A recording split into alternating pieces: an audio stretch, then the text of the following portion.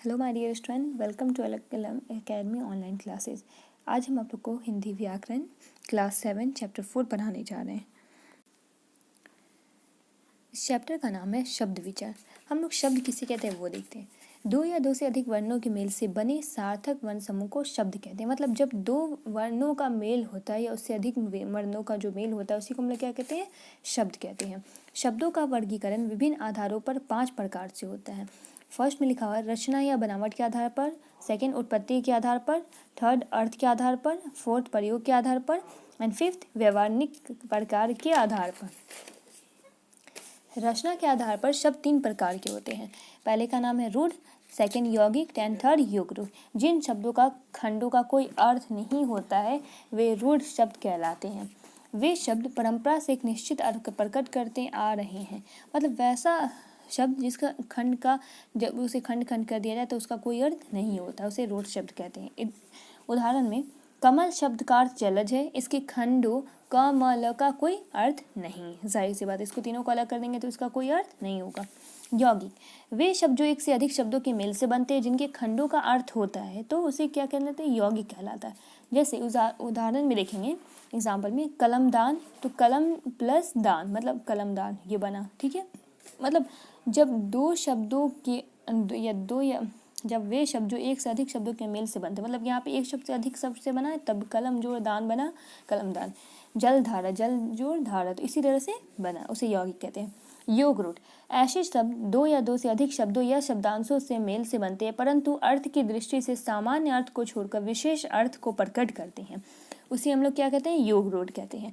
मतलब वैसे शब्द जो अपने शब्दों और शब्दों के मेल से बनते हैं परंतु वो अपनी अर्थ की दृष्टि से सामान्य अर्थ को छोड़कर, उसका जो सामान्य अर्थ है उसको क्या करते हैं, छोड़कर विशेष अर्थ को, मतलब उसका एक अलग अर्थ जो होता है उसे क्या करते हैं, पेश करते हैं, उसे सामने लाते हैं।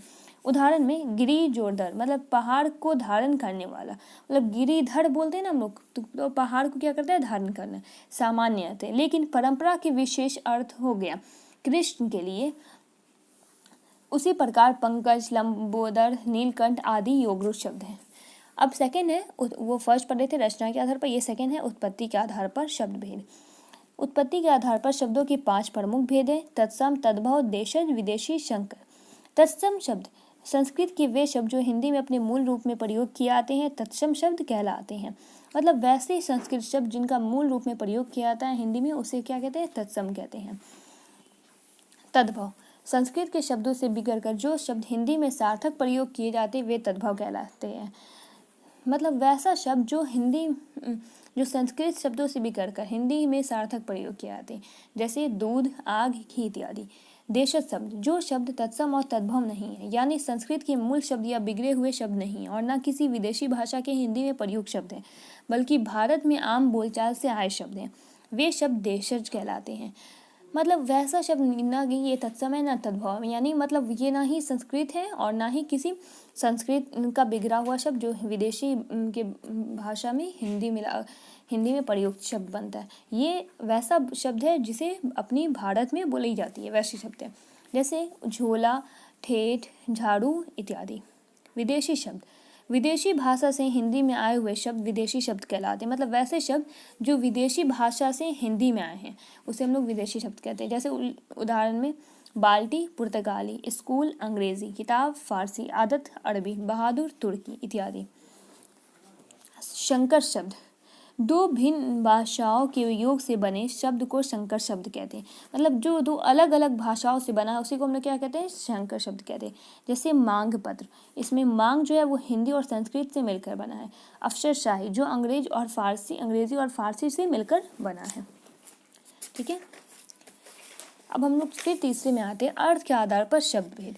अर्थ के आधार पर शब्द के 6 भेद हैं, एकार्थी शब्द, विलोम शब्द, अनेकार्थी शब्द, पर्यायवाची शब्द, वाक्यांशों के लिए एक शब्द, श्रुति शब्द, भिन्नार्थक शब्द। दो भिन्न भाषाओं के योग से बने शब्द को संकर शब्द कहते हैं। क्या कहते हैं, संकर शब्द। एकार्थी शब्द वे कहलाते हैं जिसका सामान्यतः एक ही अर्थ होता है। मतलब इसमें नीचे दिया हुआ है डायरेक्ट कि एकार्थी शब्द उसे कहते हैं यहाँ पे लगता है गलती से मिस्टेक हो गया है, तो ये इसमें डेफिनेशन देना चाहिए। एकार्थी शब्द वे कहलाते हैं जिसका सामान्यतः एक ही अर्थ होता है, जैसे शासन, जनवरी, उत्तम इत्यादि। मतलब एकार्थी शब्द वैसे जिनका हमेशा एक ही अर्थ होता है। विलोम शब्द, किसी शब्द का विपरीत अर्थ देने वाले शब्द उसका या विलोम या विपरीत कहलाता है, जैसे अमीर, गरीब, अमीर, अगला, पिछला, अंकुर, ये तो आप लोग जानते हैं। अनिखार्थी शब्द, वे शब्द जिनके एक से अधिक अर्थ होते हैं तथा वाक्य में इनके प्रयोग परिस्थितियों के अनुसार बदल जाते हैं।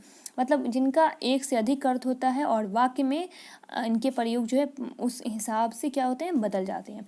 जैसे ब्राह्मा, वर्ण, अविनाशी।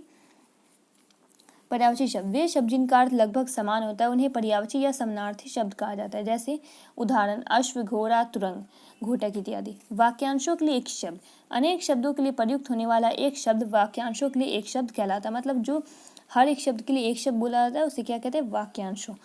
उदाहरण नभ में घूमने वाला नभचर, रात को घूमने वाला दिशाचर, 10 मुख वाला दशानन, 6 मुख वाला परानन इत्यादि। श्रुतिशम भिन्नार्थक शब्द, जिन शब्दों का उच्चारण लगभग समान हो पर अर्थ भिन्न हो उसे श्रुतिशम भिन्नार्थक शब्द कहते हैं। जिसका उच्चारण लगभग समान हो लेकिन उसका अर्थ क्या हो, उसका अर्थ क्या हो, अलग अलग हो। अंबर, वस्तु, आकाश। अंबार, ढेर।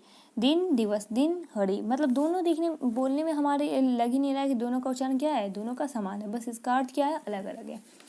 प्रयोग के आधार पर शब्दों के भेद। प्रयोग के आधार पर शब्दों का वर्गीकरण 2 भागों में किया जाता है, सामान्य शब्द, परिभाषिक या तकनीकी शब्द। सामान्य शब्द के अंतर्गत वे शब्द आते हैं जिनका संबंध आम जनजीवन में होता है। इनका प्रयोग एक भाषा समुदाय के सभी लोग सामान्य रूप करते हैं। मतलब वे सामान्य शब्द है, ये सारे लोग इसका क्या करते हैं, उपयोग करते हैं, जैसे पानी, सूरज, सुबह, दुकान इत्यादि। परिभाषिक या तकनीकी शब्द, इसके अंतर्गत वे शब्द आते हैं जिनका अर्थ विशिष्ट संदर्भों तथा प्रयोजन के लिए निश्चित हो जाता है, जैसे कोर्ट, कचहरी से संबंधित शब्दावली। मतलब इसका एक विशेष जगह क्या होता है, इसका प्रयोग किया जाता है। अब इसमें फिफ्थ में दिया है, फिफ्थ जो डेफिनेशन है शब्द का, मतलब शब्द को 5 भागों में बांटा गया था, तो वही है व्यवहारिक प्रकार के आधार पर शब्द भेद। व्यवहारिक प्रयोग के आधार पर शब्द 2 प्रकार के होते हैं, विकारी शब्द और अविकारी शब्द। विकारी शब्द किसे कहते हैं, वाक्य में प्रयोग करते समय जिन शब्दों में खुद परिवर्तन होता है वे शब्द विकारी शब्द कहलाते हैं। मतलब वाक्य में प्रयोग करते समय जिन शब्दों का जो खुद में मतलब अपने आप परिवर्तन हो जाता है उसे क्या कहते हैं, विकारी। उदाहरण लड़का, लड़के, लड़कपन, वे, उन्हें, उन्होंने, अच्छा, अच्छी इत्यादि। हिंदी भाषा में विकारी शब्द 4 प्रकार के होते हैं, संज्ञा शब्द, सर्वनाम शब्द, विशेषण शब्द, क्रिया शब्द। मतलब अभी हम लोग को इस बात को जानने का मौका मिला कि हिंदी भाषा में विकारी शब्द 4 प्रकार के। विकारी जो है होते हैं वो 4 टाइप के होते हैं, जिसमें संज्ञा, सर्वनाम, विशेषण, क्रिया आता है। अभी तक तो हमें ये पता था कि संज्ञा के भेद होते हैं, लेकिन संज्ञा कहाँ से आया है उसके बारे में पता चला।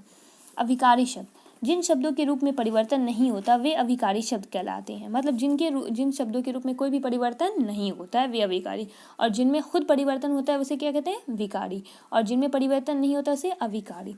जैसे उदाहरण में तेज, धीरे इत्यादि।